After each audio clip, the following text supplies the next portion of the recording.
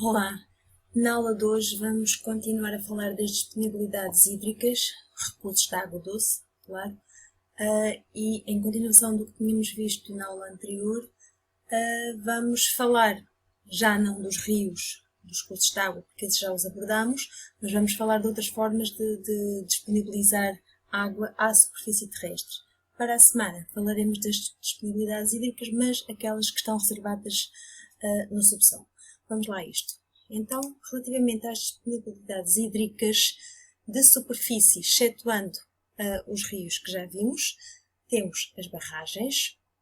E as barragens, e nesta altura vocês abriam se calhar o livro na página 207 para ver, espreitar a definição de barragem na parte direita, no alto.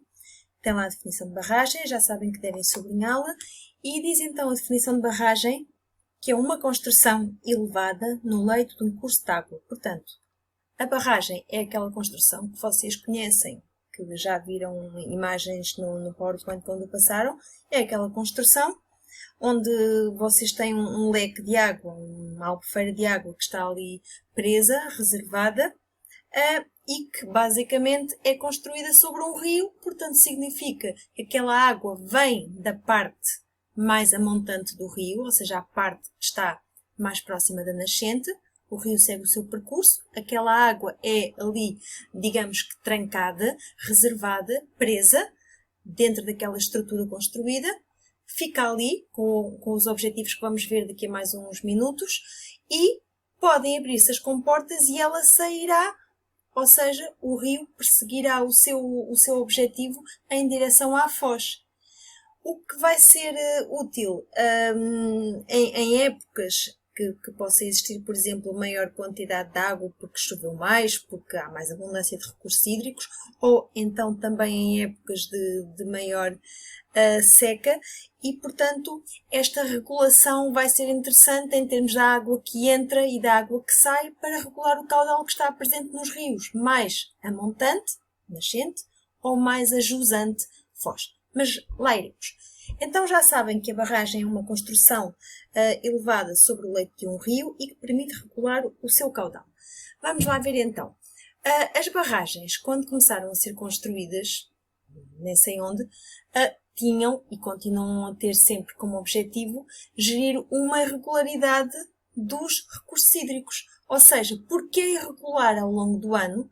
Porque não chove sempre a mesma quantidade, nem em todas as regiões, portanto, as tais irregularidades, não só temporais ao longo do ano, como também espaciais, mas especialmente as temporais, porque não chove sempre a mesma quantidade, temos épocas do ano mais chuvosas do que outras, há uma variação ao longo do ano, e isso vai permitir que nós tentemos resolver esse problema. É como se fosse uma grande despensa, como aquela que temos lá em casa com os alimentos. É uma grande despensa que permite, no caso das regiões do sul, onde há sempre mais falta de água, chove muito menos, permite minimizar os problemas da escassez, porque fica ali reservada com as diversas finalidades que vai ter. No caso do norte, que tem sempre maior quantidade de precipitação e mais recursos de água, mais abundância de água, vai potencializar, ou seja, vai ajudar a tirar mais partido desses recursos de água, não tanto para o abastecimento domiciliário das pessoas e para a rega na agricultura, mas mais para a produção da energia hidroelétrica, que acaba por abastecer o resto do país depois em termos da energia. Portanto, tem então estes dois grandes objetivos, que é minimizar, no caso do sul, ou potencializar, no caso do norte. Temos aqui a imagem de uma barragem do Algarve, a parte do Sotavento, portanto ali mais chegado a Tavira, Vila Real de Santo António, está na vossa página 17. E aqui a barragem do Alqueva, o maior lago artificial da Europa. Avancemos. Agora, na página 200, novamente a página 207, tem aqui uma informação de que, portanto, temos mais ou menos 2.000 barragens construídas, das quais 230 são grandes barragens, portanto são mesmo mega barragens. Quando vocês observam o mapa, rapidamente deverão tirar a seguinte conclusão, que é qual? Portanto, esses triângulozinhos vermelhos, que são as barragens, são em muito maior quantidade no norte e no centro, não fosse a rede hidrográfica ser muito mais densa, portanto, muito mais presente os rios, mais os afluentes e os subafluentes. Daí a maior quantidade e concentração de barragens.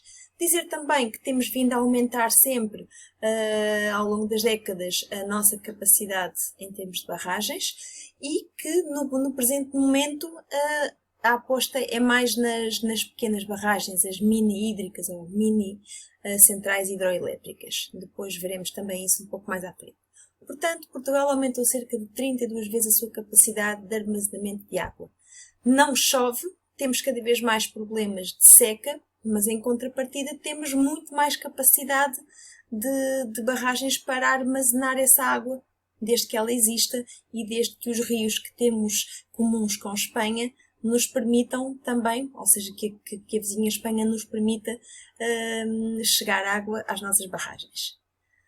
Depois temos aqui um quadro que está também na página 207, onde se vêem os principais rios portugueses, sendo que alguns deles são naturalmente luso-espanhóis, e onde vocês podem ver aqui, nesta última coluna, que diz capacidade de armazenamento, é o volume de água, no fundo, que vai armazenar, e vocês claramente veem, por exemplo, que os rios que mais armazenam, em geral, são rios do norte, o exemplo do Cávado, o exemplo do Douro.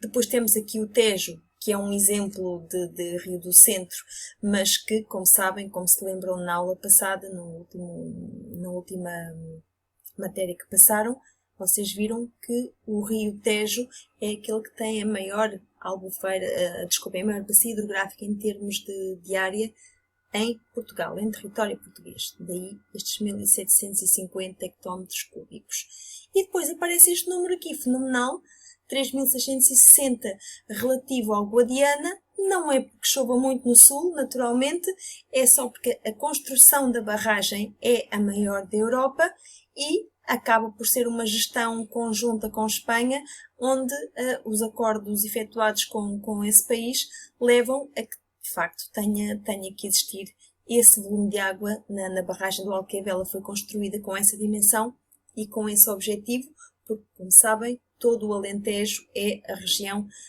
em conjunto com o Nordeste Transmontano, é a região mais seca e aquela que praticamente se dedica em exclusivo à agricultura. Avançando, agora passavam à página 208 e veem aqui o exemplo das nossas duas maiores barragens em Portugal. O Alqueva, como já disse, na bacia hidrográfica do Rio de Guadiana, está aqui, portanto, este círculo está a contornar o Rio Guadiana, que, se lembram, é um rio que tem um sentido diferente da maior parte dos rios portugueses, porque corre de norte para sul, vindo agora aqui em Vila Real de Santo António, e, portanto, a barragem, vendo aqui mais ao pormenor, tem aqui várias outras pequenas barragens, portanto é uma barragem que abastece várias outras barragens, inclusivamente a barragem do Roxo, aqui em Aljustrel, e, portanto, é uma grande barragem em todos os sentidos. E temos também Castelo do Bode, que fica na bacia hidrográfica do Rio Tejo.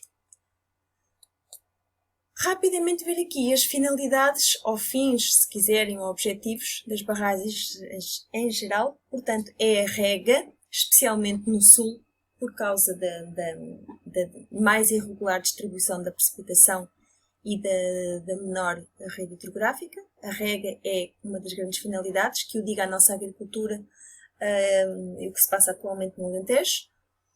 Depois temos a produção de energia, mais vocacionada para as barragens do norte, até porque o caudal é muito mais elevado lá e até porque o desnível os próprios vales, leitos dos rios, como vimos também na semana passada, são muito mais irregulares, muito mais declivosos, e essas diferenças de declive fazem com que a queda da água, portanto essa gravidade vá atuando de forma que a queda da água vá ajudar a rodar com mais ímpeto, com mais eficiência as turbinas das barragens para a produção de energia elétrica.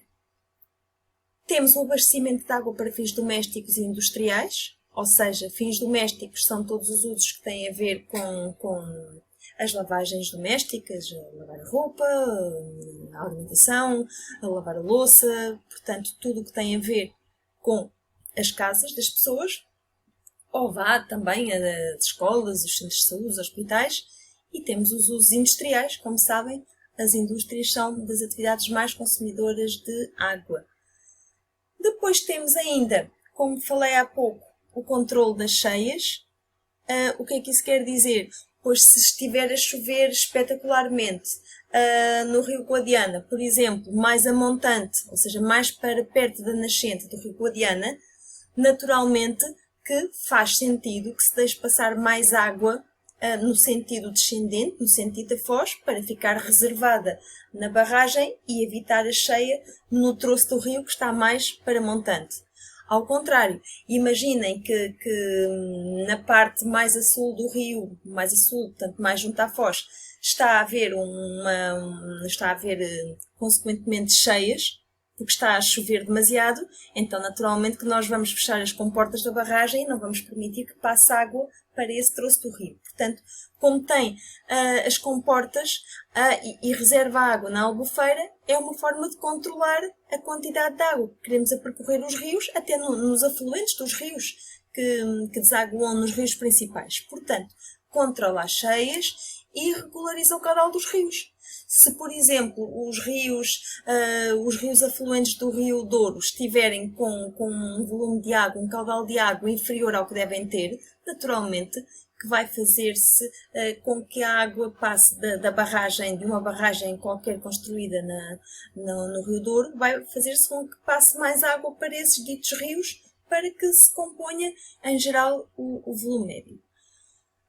Depois temos aqui também a navegação e o uso recreativo. É mais patente no Rio Douro. Todo o rio, dado o volume e dado o próprio leito, é navegado entre o momento em que entra em Espanha, em que entra em Portugal, vindo de Espanha, até à sua foz em Vila Nova de Gaia.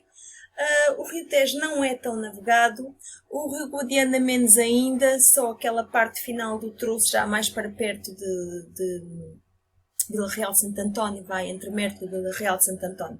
Mas pronto, temos também a navegação, o uso recreativo, e acaba por ser até interessante. No caso do Alqueva, há lá uma marina agora e pode alugar-se barcos, etc. e fazer essas coisas. Temos também a aquacultura, que falaremos mais no final, que é a criação de peixe em viveiro, portanto pode fazer-se isso nas barragens.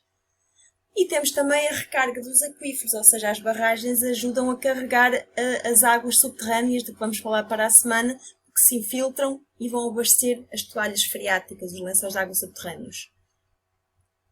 Os impactos. Vamos ter impactos ao nível geotécnico e sísmico, ou seja, a construção da barragem acaba por provocar fraturas na rocha, no terreno, podendo até provocar pequenos deslizamentos de terrenos, pequenos sismos. Portanto, há sempre uma instabilidade que é criada com a construção da barragem. Também vamos perturbar o equilíbrio dos habitats naturais dos vários seres vivos, dos ecossistemas, porque vamos arrancar árvores, porque vamos construir uma reserva de água, então vamos encher, porque vamos deixar de cultivar, por exemplo, porque os pássaros vão deixar de fazer lá o seu ninho ou outros mamíferos. Portanto, vamos interferir aqui nos equilíbrios naturais, biológicos, na dinâmica fluvial. Portanto, há toda uma série de nutrientes que antes chegavam através do rio e que deixam de chegar porque ficam reservados na dita barragem, não passam depois para os rios. Portanto, vamos interferir nessa dinâmica fluvial, nos processos de sedimentação, etc. Falaremos disso mais adiante. Vamos também interferir no clima, porque vai aumentar o nível de precipitação, a temperatura vai ficar mais amena, são grandes leques de água que vão interferir. Vamos também interferir na agricultura, porque vamos diminuir a quantidade de terrenos que estavam dedicados a esse fim, ou porque vamos aumentar o regadio, o caso do Alentejo está bem patente. Vamos também interferir ao nível das sociedades, porque vamos destruir o património cultural. É um bom exemplo a Aldeia da Luz. no Guadiana. E vamos também interferir com o ganha-pão de muitas comunidades que, quando se constroem as barragens, deixam de o ter.